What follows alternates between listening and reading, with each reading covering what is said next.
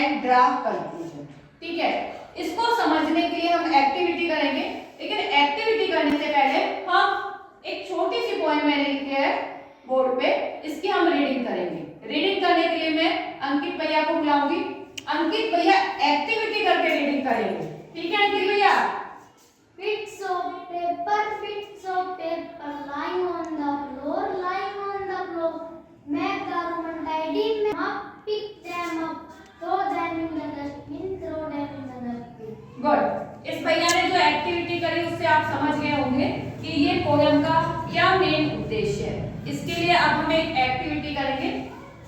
मैंने कुछ पर्ची बनाई है, इन पर्चियों को मैं आपके सामने डालूंगी। सबको अपनी अपनी पर्ची उठानी है और उसको उठाने के बाद उसकी सेंटेंस पढ़ना है आपको और उसकी अकॉर्डिंग एक्टिविटी करनी है। ठीक है, सब अपनी अपनी पर्ची उठाइए। ओपन करिए अपनी अपनी स्लेट। कर लिए सबने?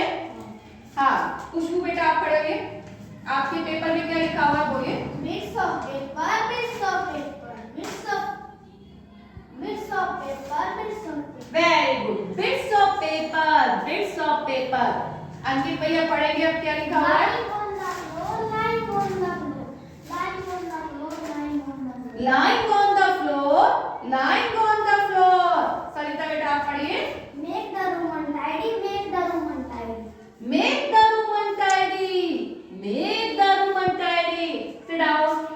अभिषेक भैया। Pick them up, pick them up.